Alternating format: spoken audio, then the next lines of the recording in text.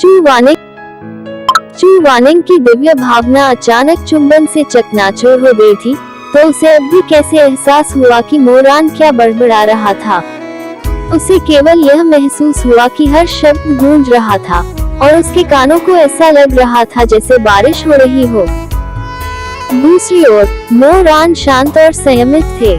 वह कुछ शब्द बुदबुदाया, फिर गहरी नींद में सो गया। चू वानिंग उसे जगाना चाहता था।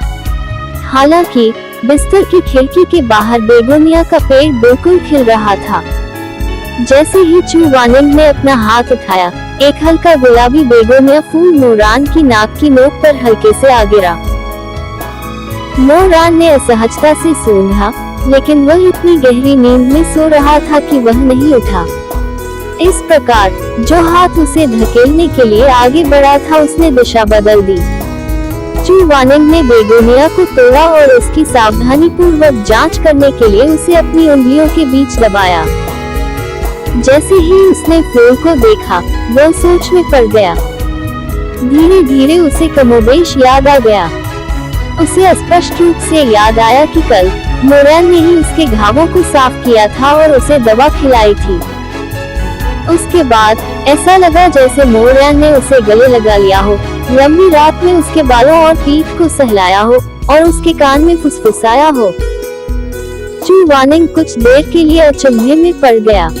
उसने सोचा कि यह उसका सपना होना चाहिए, है ना? उसके कानों का सिरा अनजाने में लाल रंग का हो गया, बेगोनिया फूल की तरह जो उसकी उंगली की नोक पर रुक गया था। फूल का शानदार रंग। उसने डांट के शब्दों को जबरदस्ती निगल लिया। वह सचमुच नहीं जानता था कि क्या कहे। तुम यहाँ क्यों सो रहे हो? यह एक युवा महिला की तरह लग रहा था जिसने अपना संतुलन खो दिया था। उठो बिस्तर से, तुम्हें यहाँ सोने किसने दिया? यह एक धूर्त की तरह लग रहा था जो अपना पैर खो चुका था। तुमने मुझे चूमने की हिम्मत की। दरअसल ये सिर्फ होठों का ब्रश था। ग्राम्य समय की तुलना में इसे वास्तव में चुंबन नहीं माना जा सकता। यदि वह गणनात्मक होता तो यह अधिक स्पष्ट होता। बुजुर्ग यूहेंग को नहीं पता था कि क्या करना है। वह केवल चुपचाप बिस्तर पर लेट सकता था और कंबल में अपना चेहरा छिपा सकता था। उसकी पतली उंगलियां कंबल के कोने को पकड़ रही थी, कुछ चिढ़ और गुस्से में। अंत में उसने मोरान के हाथ और पैर खोलने का फैसला किया। वह उठ बैठा, खुद को ठीक किया और फिर दूसरे व्यक्ति को हिलाकर जगाया। इस प्रकार जब मोरान ने अपनी नींद भरी आंखें खोली, तो उन्होंने बुजुर्ग यूहेंग को एक अथाह और ठंडी अभिव्यक्ति के साथ बिस्तर पर बैठे देखा। तुरंत ठंडा पसीना बह निकला। शिजुन, मैं। चू वानिंग ने उदासीनता से कहा, तुमने कल मेरी पुष्प आत्मा का जादू तोड़ दिया। मैंने ये जानबूझकर नहीं किया। रहने भी दो। चू वानिंग बहुत ठंडा था, जैसे कि कुछ हुआ ही न हो। तुम जल्दी से उठो अपनी सुबह की क्लास में जाने के लिए। उद्धरण चिन्ह। मोरान टूटने की कगार पर था। उसने व्यग्रता से अपने बाल रगड़े। मैं यहाँ क्यों सो रहा हूँ? मैं थक गया हूँ। चू वानिंग बहुत शांत थे। तुम्हें देखकर लग रहा है कि तुम कल बहुत देर तक व्यस्त रही होगी। बोलते समय उन्होंने मेज पर रखे दवा के कप पर नजर डाली और कहा, भविष्य में बिना अनुमति के लाल कमल मंडप में प्रवेश न करें।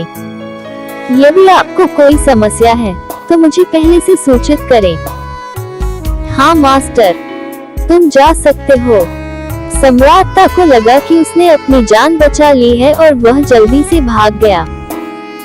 उसके जाने के बाद चू वानिंग बिस्तर पर वापस लेट गया और अपनी हथेली खोली। अपनी उंगलियों के बीच के अंतराल के माध्यम से उसने खिड़की के बाहर शानदार फूलों को देखा। हवा चली और फूल गिरे और सुगंधित बर्फ गिरी। बेगोनिया का मुलायम रंग पिछली रात की खंडित स्मृति जैसा था। ये बहुत हल्का था, लेकिन ये बताना मुश्किल था कि यह असली है या नहीं। उसने निश्चय किया कि वह कल की बात कभी नहीं उठाएगा। ये बहुत शर्मनाक था। बुजुर्ग यूहेंग अपने चेहरे को सोने की तरह महत्व देते थे। वह अपने चेहरे को अपनी जान से भी ज्यादा महत्व देता था। इस प्रकार जब नो रैन ने कुछ दिनों बाद चू वानिंग को फिर से देखा तो यूहेंग अभी भी पहले की तरह शांत थे। उनका व्यवहार शांत, उदात्त और सुरुचिपूर्ण था और उनके सफेद कपड़े हवा में लहरा रहे थे। उनमें से किसी ने भी उस रात के प्रेम प्रसंग को याद नहीं किया। केवल जब उनकी निगाहें मिली तो मोरैन की निगाह आदतन शी मेई का पीछा करने से पहले थोड़ी देर के लिए चू वानिंग पर टिकी हुई प्रतीत हुई। लेकिन चू वानिंग के बारे में क्या? जब उसकी नजर मोरैन से मिलती तो वह तुरंत अपना सिर दूसरी ओर घुमा लेता। फिर जब दूसरे पक्ष को पता नहीं चलता तो वह अनजाने में फिर से उसकी ओर देखता। सू झेंगलों को जल्द ही पता चला कि चू वानिंग को दंडित किया गया था। निश्चित रूप से जीवन और मृत्यु के चरम पर सर्वोच्चता तुरंत गुस्से में भड़क उठी। लेकिन ये गुस्सा किसी के लिए उपयुक्त नहीं था, इसलिए वह केवल दरवाजा बंद कर सकता था और खुद से रोक सकता था। यदि उन्हें पता होता तो नियम बनाते समय एक नियम जोड़ देते, कानून बड़ों से हीन है। मैडम वांग ने एक बर्तन में चाय बनाए और काफी देर तक धीमी आवाज में उनसे बात करती रही। तभी जू झेंगयोंग शांत हो गया, लेकिन उसने फिर भी कहा, बुजुर्ग यूहेंग जिद्दी है। अगर वह भविष्य में दोबारा ऐसा करता है तो आपको उसे मनाने में मेरी मदद करनी होगी। वह एक ग्रैंड मास्टर है जिसे अपर कल्टीवेशन वर्ल्ड के संप्रदाय भी नहीं पा सकते, लेकिन वह मेरे अधीन पीड़ित है। मेरा विवेक कैसे शांत हो सकता है? उद्धरण चिन्ह। मैडम वांग ने कहा, ऐसा नहीं है कि मैं उन्हें मनाना नहीं चाहती, लेकिन आप भी जानते हैं कि बुजुर्ग यूहेंग कितने जिद्दी हैं। सू झेंगलोंग ने कहा, इसे भूल जाओ, इसे भूल जाओ। पत्नी, मेरे लिए मांसपेशियों को पुनर्जीवित करने वाली और दर्द निवारक कुछ दवाएं ला दो। मैं यूहेंग को देखने जाऊंगा। सफेद वाले को मौखिक रूप से लिया जाना चाहिए, लाल वाले को बाहरी रूप से लगाया जाना चाहिए। मैडम वांग ने जू झेंगलोंग को 2 छोटी चीनी मिट्टी की बोतलें दी और कहा, मैंने रैन को ये कहते सुना कि यूहेंग पिछले कुछ दिनों से ब्रिज ऑफ हेल्पलेसनेस पर शेरों की सफाई कर रहे हैं। आपको उन्हें वहां ढूंढने में सक्षम होना चाहिए। सू झेंगयोंग ने चीनी मिट्टी की बोतलें उठाई और जैड ब्रिज के आसपास तेजी से दौड़ी। आशा के अनुरूप चू वानिंग वहां मौजूद थे। अभी दोपहर का समय था और सभी शिष्य साधना में व्यस्त थे। बेबसी के पुल से बहुत कम लोग गुजरे। चू वानिंग ही एकमात्र व्यक्ति था जो घुमावदार जैड ब्रिज पर अकेला खड़ा था। उनका शरीर लंबा और सीधा था और उनमें चरित्र की प्राकृतिक ताकत थी। उनके दोनों ओर की पत्तियां खड़खड़ाने लगी। उनके सफेद वस्त्र बांध से काटे गए थे और वे एक सज्जन व्यक्ति की तरह दिखते थे। सू झेंगयोंग आगे बढ़े और दिल से हंसे, बुजुर्ग यूहेंग, क्या आप मछली की प्रशंसा कर रहे हैं? चू वानिंग ने अपना चेहरा घुमाया, माय लॉर्ड मजाक कर रहा है। यह नदी भूतों की दुनिया के पीले झरनों से जुड़ी है। यहाँ मछलियाँ कैसे हो सकती हैं? हाँ, मैं तो बस आपके साथ मजाक कर रहा हूँ। आप बहुत सुंदर हैं, लेकिन पर्याप्त विनोदी नहीं हैं। अगर तुम ऐसे ही चलते रहे तो तुम्हें पत्नी नहीं मिल पाएगी। उद्धरण चिन्ह। चू वानिंग, यहाँ चोटों के लिए दवा। मेरी पत्नी ने इसे बनाया है। सफेद वाले को मौखिक रूप से लिया जाना चाहिए और लाल वाले को बाहरी रूप से लगाया जाना चाहिए। बहुत काम का है, मैं तुम्हें ये दूंगा। उद्धरण चिन्ह। चू वानिंग पहले तो इसे स्वीकार नहीं करना चाहता था, लेकिन जब उसने देखा कि जू झेंगलोंग को खुद पर गर्व है और वह अपनी पत्नी द्वारा बनाई गई दवा को महत्व देता है, तो वह मना नहीं कर सका। इस प्रकार उन्होंने इसे स्वीकार कर लिया और हल्के से कहा, धन्यवाद। सू झेंगयोंग एक कठोर आदमी था, लेकिन वह चू वानिंग के सामने थोड़ा संकोची था। ऐसी बहुत सी बातें थी जिनके बारे में वह यूं ही बात करने की हिम्मत नहीं करता था।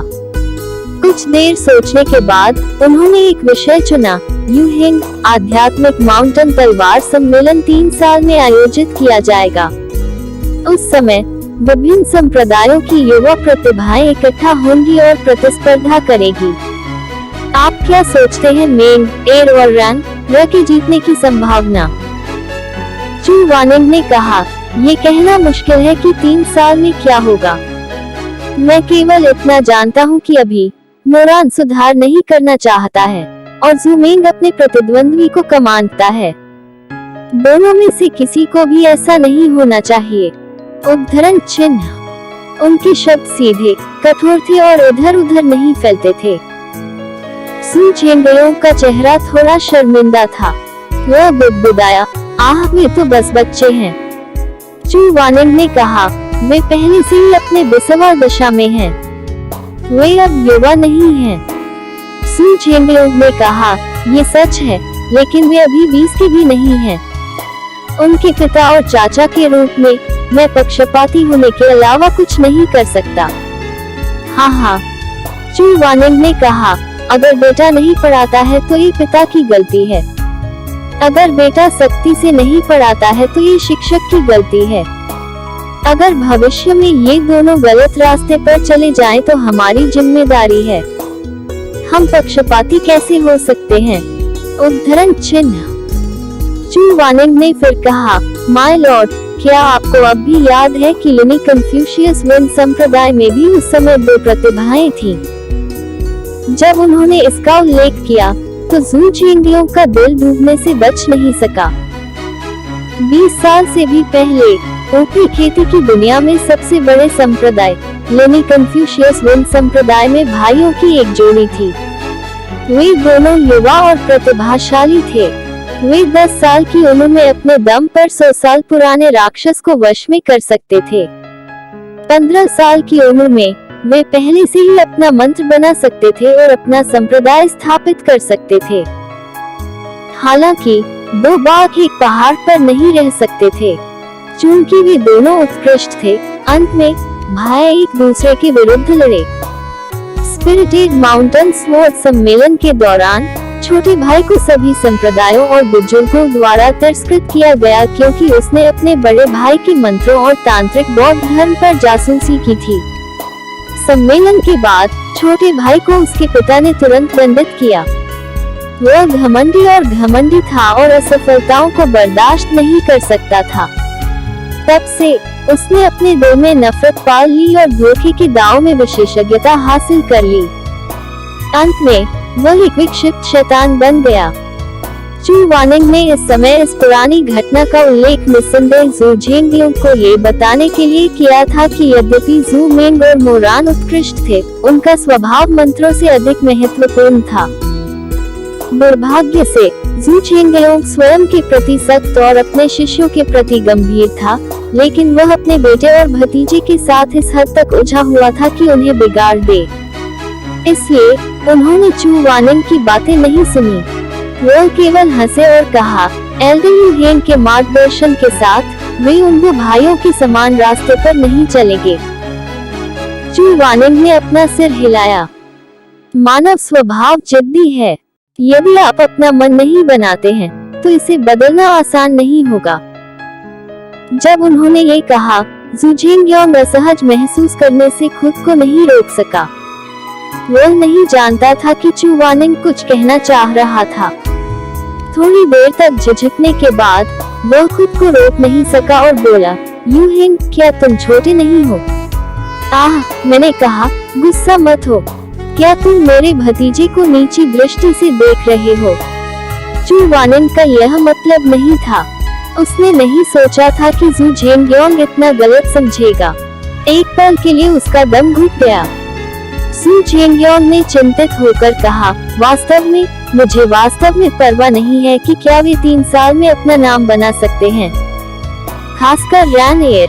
बचपन से ही उन्हें बहुत कष्ट झेलने पड़े और उनका व्यक्तित्व अपरिहार्य रूप से जिद्दी है। मुझे आशा है कि आप उसे नापसंद नहीं करेंगे क्योंकि वह एक रेस्तरां में बड़ा हुआ है। वह मेरा हाड़ मांस का एकमात्र बड़ा भाई है जो इस दुनिया में बचा है। मैंने हमेशा उसके प्रति दोषी महसूस किया है। चू वानिंग ने जू झेंगेओ को टोकते हुए कहा, भगवान गलत समझते हैं, मैं उसे तुच्छ नहीं समझूंगा। अगर मुझे मोरैन की पृष्ठभूमि की परवाह होती तो मैं उसे अपने शिष्य के रूप में लेने को तैयार नहीं होता। उद्धरण चिन्ह। ये देखकर कि वह सीधा और दृढ़ था, जू झेंगेओ ने खुशी से कहा, यह अच्छा है, यह अच्छा है। चू वानिंग की नजर एक बार फिर पुल के नीचे उफनती नदी पर पड़ी। उसने उठती लहरों का कोलाहल देखा और कुछ नहीं कहा। दुर्भाग्य से पुल पर उनकी बातचीत और चू वानिंग की स्वीकारोक्ति को उनके पिछले जीवन की तरह लहरों ने आसानी से निगल लिया।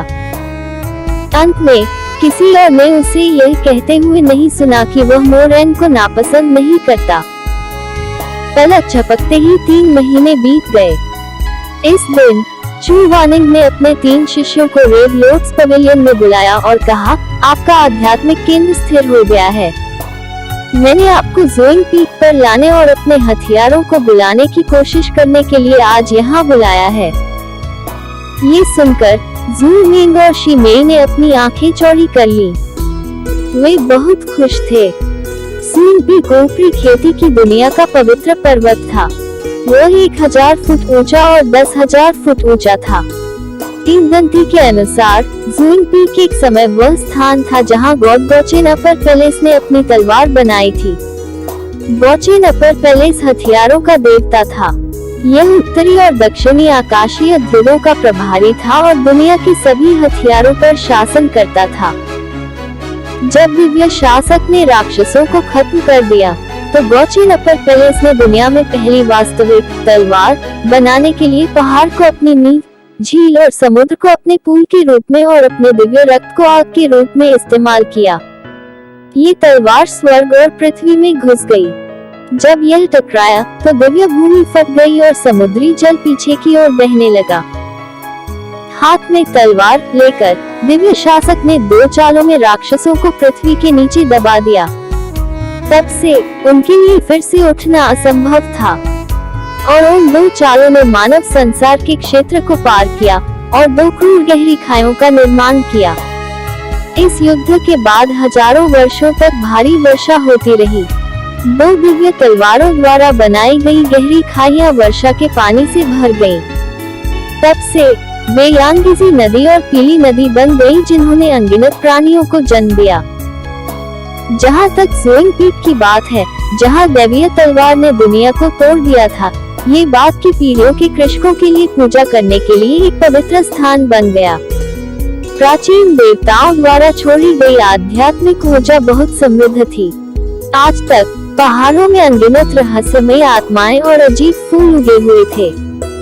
अनगिनत कृषकों ने ज़ोइंग पीक पर दाव के माध्यम से देखा और चढ़ गए।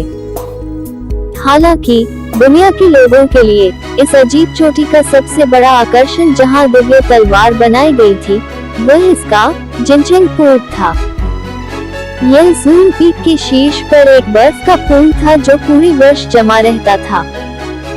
किंवदंती है कि एक दिव्य तलवार बनाने के लिए गोचेन अपर पैलेस ने अपनी हथेली काट दी और उसमें अपना दिव्य रक्त निचोड़ लिया। उसके रक्त की एक बूंद पर्वत शिखर के निचले क्षेत्र पर गिरी। लाखों वर्षों के बाद भी दिव्य रक्त नहीं सूखा। यह एक स्पष्ट सुनहरा तालाब बन गया जो बाद की पीढ़ियों से घिरा हुआ था। भले ही यह किंवदंती सच थी या नहीं, जिनचेंग पुल के चमत्कार झूठ नहीं थे। हालांकि यह पूरे वर्ष जमा रहता था, फिर भी बहुत कम दाववादी थे जो अपने स्पिरिट कोर की शक्ति का उपयोग करके अस्थायी रूप से पुल में पानी पिघला सकते थे। तभी एक प्राचीन जानवर अपने मुंह में हथियार लेकर तालाब से बाहर छलांग लगाता था और किनारे पर मौजूद लोगों को हथियार देता था। सू मेंग ये खोजने के लिए इंतजार नहीं कर सका, शिजुन, जब आपने दिव्य मार्शल कौशल लिया तो किस तरह का प्राचीन जानवर बाहर कूद गया? चू वानिंग ने कहा, कुन पेंग। जब ज़ू मेंग ने ये सुना तो उसकी आंखें उत्साह से चमक उठी। ये बहुत अच्छा है, मैं अब कुन पेंग देख सकता हूँ। उद्धरण चिन्ह। मोरैन ने मजाक उड़ाते हुए कहा, पहले झील का पानी पिघलाने तक रुको। आपका क्या मतलब है? क्या आपको लगता है कि मैं जिनचैंग पूल को पिघला नहीं सकता? उद्धरण चिन्ह। मो रेन ने हंसते हुए कहा, अया, तुम नाराज क्यों हो? मैंने ऐसा नहीं कहा। चू वानिंग ने कहा, ये कुनपेंग नहीं हो सकता है जो हथियार के साथ झील से बाहर आता है। ऐसा कहा जाता है कि जिनचैंग पूल में सैकड़ों दिव्य जानवर रहते हैं जो दिव्य मार्शल की आत्मा की रक्षा करते हैं। जब तक एक उनमें से जो आपको पसंद करता है, वह हथियार ढूंढेगा जिसे वह प्राप्त कर सकता है और इसे किनारे पर लोगों को पेश कर सकता है। इसके अलावा इन दिव्य जानवरों के स्वभाव अलग अलग हैं और ये आपसे सभी प्रकार के अनुरोध करेंगे। यदि आप उन्हें पूरा नहीं कर सकते, तो वे हथियार लेकर झील के तल में लौट जाएंगे। उद्धरण चिन्ह। सू मेंग ने उत्सुकता से पूछा, क्या ऐसा है? मास्टर, कुनपेंग ने आपसे क्या मांगा? उद्धरण चिन्ह। चू वानिंग ने कहा, इसमें कहा गया है कि यह मीट बंस खाना चाहता है। तीनों शिष्य एक पल के लिए स्तब्ध रह गए और फिर हंस पड़े। सू मेंग ने कहा, मैं बहुत डर गई थी, मुझे लगा कि यह कुछ मुश्किल है। चू वानिंग भी मंद मंद मुस्कुराए और बोले, मैं बहुत भाग्यशाली था। इन पौराणिक जानवरों के पास सभी प्रकार के अजीब अनुरोध हैं। मैंने एक बार सुना था कि किसी ने शीशु को बुलाया और उस छोटे चूहे ने उस व्यक्ति से अपनी पत्नी से उसकी शादी करने के लिए कहा। वह व्यक्ति नहीं माना, इसलिए शीशु हथियार लेकर चला गया। तब से उस व्यक्ति को कभी भी दिव्य मार्शल कौशल प्राप्त करने का अवसर नहीं मिला। उद्धरण चिन्ह। शी मेई ने बड़बड़ाते हुए कहा, ये बहुत अफसोस की बात है। चू वानिंग ने उसकी ओर देखा और कहा, इसमें इतनी दयनीय बात क्या है? मैं एक सज्जन व्यक्ति के रूप में उनका सम्मान करता हूँ। उद्धरण चिन्ह। शी मेई ने जल्दी से कहा, मास्टर ने गलत समझा, मेरा मतलब यह नहीं था।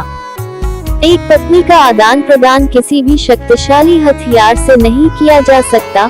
मुझे बस यही लगता है कि यह अफसोस की बात है कि वह ऐसे दिव्य हथियार से चूक गया। उद्धरण चिन्ह। चू वानिंग ने कहा, ये सिर्फ एक अफवाह है। यह अफसोस की बात है कि मुझे ऐसे व्यक्ति से मिलने का मौका नहीं मिला। कई साल पहले जिनचैंग झील में मैंने अपनी आंखों से देखा कि मानव हृदय भयानक है का क्या मतलब है। उद्धरण चिन्ह। वह रुक गया, मानो उसे कुछ याद आ गया हो और उसकी भौहों के बीच हल्की धुंध छा गई। इसे भूल जाओ, चलो इसके बारे में बात न करें। इन हजारों वर्षों में जिनचैंग झील ने देखा है कि कितने लोगों के दिल नहीं बदले हैं और कितने लोगों के दिल उजागर हुए हैं। दिव्य मार्शल के सामने कितने लोग दिव्य आदरणीय बनने का अवसर छोड़ सकते हैं और बिना किसी हिचकिचाहट के अपने दिल से जुड़े रह सकते हैं। हे। उद्धरण चिन्ह। चू वानिंग ने 2 बार व्यंग्य किया, मानो उसकी स्मृति में किसी चीज ने उसके उल्टे पैमाने को छू लिया हो। उसकी अभिव्यक्ति धीरे धीरे उदासीन हो गई और अंततः उसके होंठ बंद हो गए। उसने अपना मुंह बंद कर लिया और कुछ नहीं कहा। उसकी तलवार जैसी भौहें थोड़ी बुनी हुई थी। उनके हाव भाव देखकर ऐसा लग रहा था कि वह थोड़ा निराश है। मास्टर, ऐसा कहा जाता है कि जिनचैंग झील के दिव्य मार्शल का अपना अपना स्वभाव होता है। क्या आपने शुरुआत में इसका अच्छी तरह से उपयोग किया था? सू मेंग ने देखा कि वह नाखुश है, इसलिए उसने विषय बदल दिया और पूछा। चू वानिंग ने अपनी पलकें उठाई और हल्के से कहा, मेरे पास 3 दिव्य मार्शल हैं, आपके अनुसार कौन सा है?